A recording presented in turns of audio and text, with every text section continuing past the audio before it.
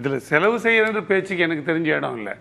நான் இப்போ நான் இதில் கட்சியில் ஈடுபட்டு ஒரு வேலையை செய்கிறேன்னா அது யாரோட தனிநபருக்காகவோ இல்லை அண்ணன் சீமானோட தேவைக்காகவோ வேலை செய்யலை. தமிழ் தேசியம்ன்ற ஒரு கோட்பாட்டு இருக்குது. அந்த கோட்பாட்டை கொண்டு செலுத்துகிற முதல் நபராக அண்ணன் சீமான் இருக்கார். அதில் என்னோட பங்களிப்பு கொடுக்கறதுக்கு நான் முயற்சி பண்ணுறேன். நீங்கள் இவ்வளோ ரூபா கொடுக்கணும், இவ்வளோ வேலை செய்யணும்னு எங்கேயும் யாருக்கும் இல்லை. யாரால் எவ்வளோ முடியுதோ அவ்வளோ செய்யலாம். கூட்டத்தில் இருக்கிறதே கூட போதுமானது. ஸோ அந்த விதத்தில் நான் இவ்வளோ செலவு பண்ணுறேன் எனக்குன்னா வருமா, அது வியாபாரம் இல்லை, இது கோட்பாடு சார்ந்தது. அதனால் அதை நான் மறுக்கிறேன்.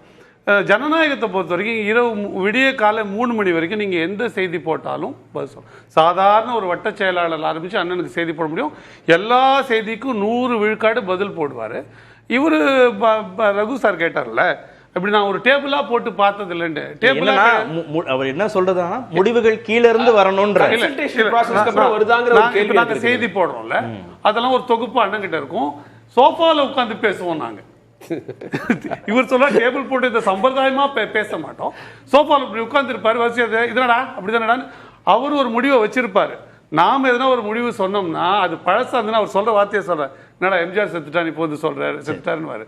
எதுக்கு நான் சொல்றேன்னா, அப்படி ஒரு இது இருக்கு. ரொம்ப சாதாரண உரையாடல் நீங்க பண்ணலாம். சாஞ்சி அவர் உட்கார்ந்து இருக்கும் நீங்க சாஞ்சிட்டு பேசலாம். 1-2 பேர் கட்சியில இருந்து 1-2 பேர் ஏதோ ஒரு காரணங்களுக்காக விலகுறாங்கிறது பரவாயில்ல.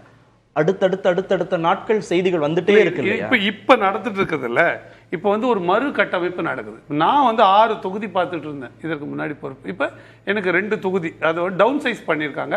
பல இடங்கள் அப்படி பிரித்து வேலையை வந்து இன்னும் எளிது பண்ணி கொடுக்கணுன்றதுக்காக பிரிக்கிறாங்க. அப்படி சொல்லும்போது சில பேருக்கு தன்னுடைய ஏதோ ஒரு உரிமை போயிட்டு தான் நினைக்கிறாங்க. ஆனால் இது எதுவுமே கட்சியை பாதிக்கலைன்றது நான் வரலாற்றிலேருந்து கற்றுக்கிறேன்.